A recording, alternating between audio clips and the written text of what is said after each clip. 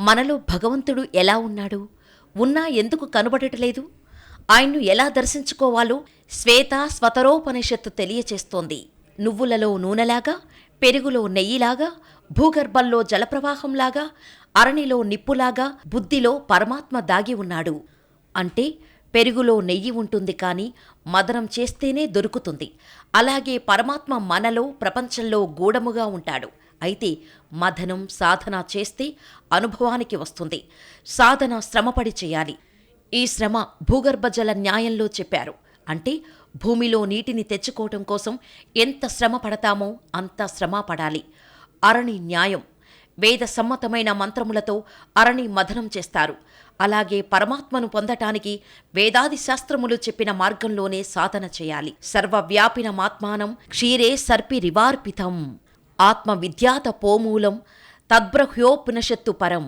క్షీరమునందు నెయ్యి వలె పరమాత్మ కూడా జగత్తు యందు సర్వత్రా వ్యాపించి ఉన్నాడు. నెయ్యి తీసుకోవటానికి పాలను ఎన్ని రకాలుగా మార్చాలో అదేవిధంగా ప్రపంచంలో సాధనతో పరమాత్మను పొందగలము అని చెప్పటం. అటువంటి ఆత్మను తెలుసుకోవటమే ఆత్మవిద్య. ఆత్మవిద్యకు మూలం తపస్సు. తపస్సు అనగా నియమ పాలనం, శాస్త్రసమ్మతమైన పద్ధతిలో ఆలోచించుట. యస్య జ్ఞానమయం తపః. జ్ఞానమే తపస్సు, నియమపాలన తపస్సు. ఈ రెండూ చేస్తేనే ఆత్మవిద్య తెలుస్తోంది. తపసా బ్రహ్మ విజిజ్ఞాసస్వ. సాధన లేకుండా కేవలం కబుర్లతో కాలక్షేపం చేస్తున్నంతకాలం సర్వవ్యాపకమైన బ్రహ్మము అనుభవానికి రాడు. చూసినంత మాత్రాన నువ్వులలో నూనె కనపడదో, పెరుగులో పాలలో నెయ్యి కనపడదో, అలాగే మామూలుగా ఆలోచించినంత మాత్రాన భగవంతుడు కనపడడు. కనపడనంత మాత్రాన లేవు అని ఎలా అనలేవో, భగవంతుడు కూడా కనపడనంత మాత్రాన లేడు అనకు. భగవంతుడు ఉన్నాడు అనే భావన ఉంటేనే సాధన. భగవంతుడున్నాడు అనే ఎరుక గురువు వల్ల లభించాలి. దానిపై నిలకడ కలిగిన శ్రద్ధ ఉండాలి. అటువంటి సాధన తపస్సుతో కూడినది అవుతుంది. అది ఆత్మవిద్యను మనకు అందిస్తుంది. నిబద్ధత ఉన్నతికి ఆయువు పట్టు ఒక దృఢ సంకల్పానికో, మంచి మాటకో, సిద్ధాంతానికో కట్టుబడి ఉండటమే నిబద్ధత. మనోవాక్కాయ కర్మలతో నిరంతరం ఆ సత్సంకల్పాన్ని ఆచరించటం, నిమగ్నం కావటమే నిబద్ధత అనిపించుకుంటుంది. ప్రతి మనిషి ఏదో ఒక విషయంలోనో, కొన్ని విషయాల్లోనో నిబద్ధుడై ఉంటాడు. అప్పుడే ఆయా పనుల్లో విజయం సాధించగలుగుతాడు. ఆధ్యాత్మిక సంపన్నులెవరూ తాము ఏర్పరచుకున్న నియమ నిబంధనలను అతిక్రమించదు, విస్మరించరు. నిబద్ధులైన వారికి ఆత్మవిశ్వాసం ఎల్లవేళలా తోడుంటుంది. వారికెప్పుడూ నిరాశ నిస్పృహలు కలగవు. పైగా అంతర్యామికి ఆధీనులై ఆత్మ సమర్పణ భావంతో సర్వదా చైతన్యమూర్తులై ఉంటారు. నారాయణుడే వారికి నమ్మకం, నారాయణ శరణాగతే వారి ఆశయం. నిబద్ధత లేనివాడి మనస్సు చాంచల్యమనే బలహీనతకు బానిసైపోతుంది. అటువంటి వాణ్ణి కామ క్రోధాది అరిషడ్వర్గాలు ఆవరించి అధపాతాళానికి తొక్కేస్తాయి.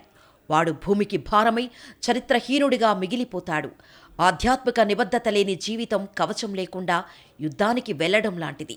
ఒక సత్సంకల్పం, దాన్ని ఆచరించే ప్రణాళిక, ఆచరణలో ఏకాగ్రత, సాధన మనిషిని అసలైన నిబద్ధుడిగా నిలబెడతాయి.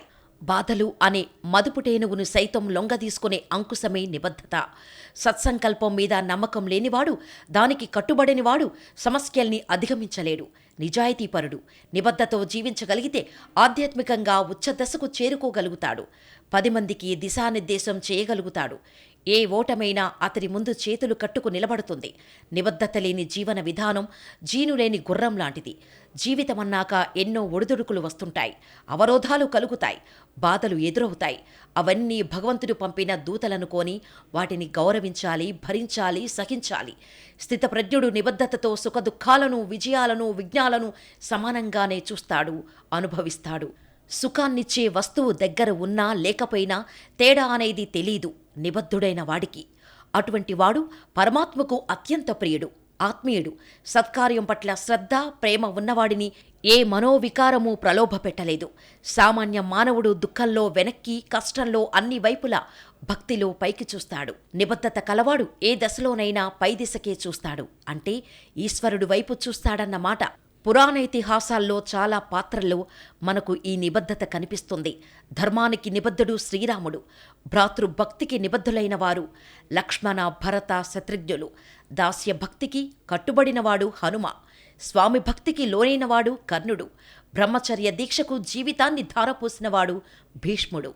సత్యానికి జీవితం అంకితం చేసిన మహానీయుడు హరిశ్చంద్రుడు.